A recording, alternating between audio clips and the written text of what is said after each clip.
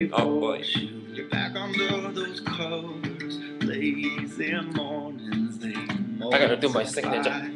multiply. Welcome back to Sam Chalaga Show. But first, we start dancing. Wake on up from your slumber, baby, open up your eyes. I was doing like a gun sign. Personal and focused, talk to be with your steady mind. That's it. You gotta wake up on your slumber. Listen to my stories. This is a special episode of my day, and today we're gonna talk about my day and my driving skills and African Christmas. So we start. So how was my day today? I hope yours was good. So my day today was that first things first. I go to work. So go to the track to 5 times 800 with 30-second break. 5 times, and then take a break for 3 minutes and come back to 5 more 800 with 30 seconds recovery. Good job. We did good. Me and Stephen Piper did awesome. Everyone is gone for Christmas, so apparently it was me and him today. So I was happy. The sun was shining. I finally got some sun, vitamin D, so I'm feeling pretty good. My muscles are doing great. And then back to the driving story. So I had to switch my license from Virginia to Oregon. So in order for me to do that, you're supposed to take it's called a knowledge test. Apparently, all of a sudden, I think I forgot how to drive. I didn't know a thing about the questions. Question number one has stuff like, when you see a horse, like a person riding a horse, and the person raises his hand, what do you do? What do you do? I'm like, what? I never see horses in Virginia. Like, horses should not be on the road. Like, what are you talking about? This is stupid. I skipped. And then asked me another one. What do you do when you're driving in the rural area, and all of a sudden you see, oh, you're driving below the speed limit. All of a sudden you see traffic building up behind you. What do you do? I'm like, that is stupid. You're driving slow. People pass. Apparently, that's not the answer. You should pull over and then let them pass. You don't just assume that they know what they do. So anyway, I failed. So I don't know how, like, I survived driving with the last 3 years without knowing how to drive.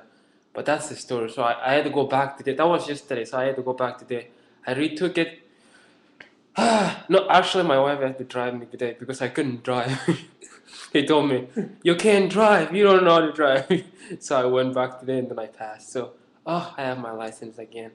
Now I know that if you see somebody on a horse and raises their hand, it means that the horse is scared and you should probably stop or turn off your engine until the animal has calmed down. Ha ha ha. What else happened today? Well, which leads me to the story of African Christmas.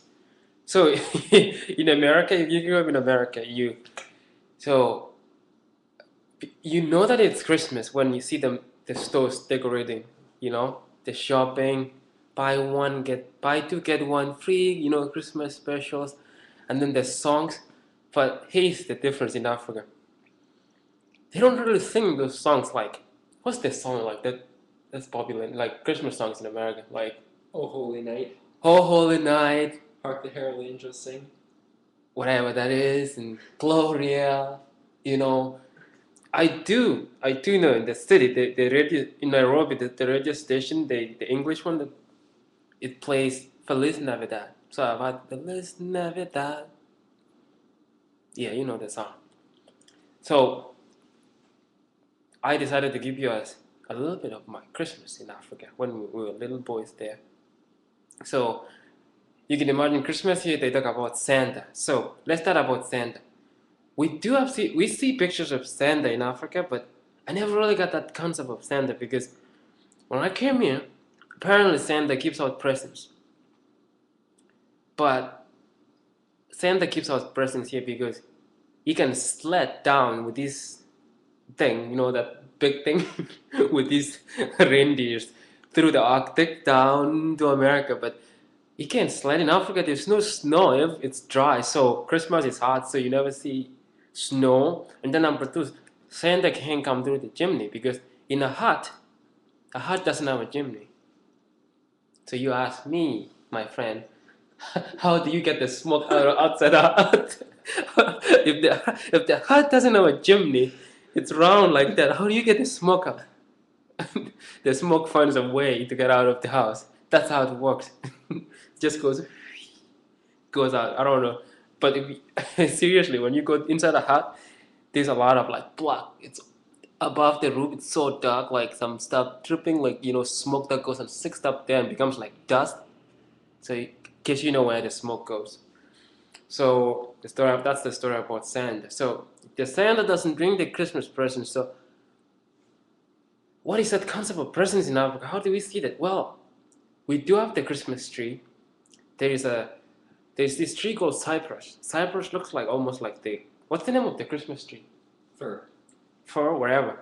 It looks exactly like the same one, like a Christmas tree. So we cut that one, we put it inside the house, and we put cotton. You stick cotton, and so I used to think, what the heck is that white stuff we put every year on the Christmas tree? Oh, turns out it's snow. Now I know because there's snow in Africa. But how did I know that when I was in Africa? I thought it was just to be cool, Oh, put something. We put like bulbs, like with like colored. We put colored bulbs. You're like, ha ha ha. Okay, that's no brainer. No, no, no. It's colored because there's no electricity. So, tell me, my friend, you know how hard it is to sit there looking at the Christmas tree saying, imagining like, if only there could be electricity, those lights would shine like, Merry Christmas. You sit there and you watch it, and no, the lights don't light up. They never shine. There's no electricity in the village. So that's another difficulty there. No, technicality. So that's pretty much it. So no Santa putting Christmas presents underneath the tree, so you don't get anything for Christmas. Maybe you get something like a shirt or a pair of pants or some school uniform so that you can use it the next year. So that's our Christmas. And then every Christmas, every this is the diet. You wake up every morning, you have tea. If your family is rich, you have tea and bread. And then lunch, you have your beans and corn. And then in the evening, you have ugali and just vegetables like spinach or collards. So that's the diet pretty much every year. And a glass of milk once in a while. So think about it. You ask me, you only mention tea and ugali and corn. So where's the meat? Where's the chicken, man? Where's like where's the bread? Where's like good stuff like rice? Oh, where's the pop like soda like Fanta? When do you drink these things? Oh, those are the good stuff, my friends. That's when Christmas comes in. Christmas, you have all these good things. So once every year, we get to drink so much Fanta. We get to eat like that's why Africans we eat a whole goat. We slaughter it at home. We slaughter some chickens. That's Christmas, and then we go back. January 6 days later, we go back to ugali and tea again. And so that's my Christmas story. And oh, and by the way, every Christmas it's like 98 or 80. It's at least between 80 and 90. It is not cold. So you never go to bed thinking that you wake up in the morning and there's gonna be like Christmas snow. No. And then that's pretty much it. So every year we just go to church.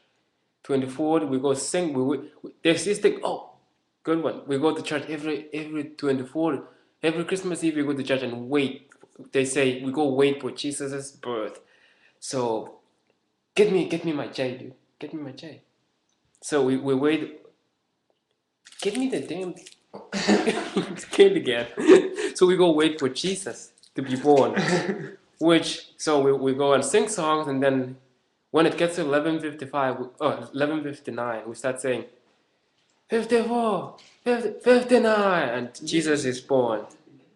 So did you know that J stands for Jesus in the candy can? Tasty. Merry Christmas.